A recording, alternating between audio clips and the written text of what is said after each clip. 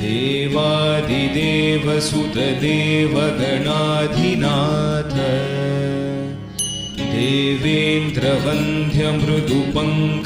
देवेन्द्रवन्द्यमृदुपङ्कजमञ्जुपाद देवर्षि नारदमुनीन्द्रसुगीतकीर्ते वल्लीशनाथ मम देहि करावलम्बम्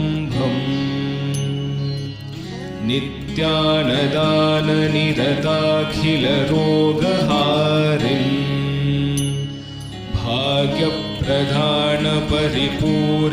भाग्यप्रधानपरिपूरितभक्तकाम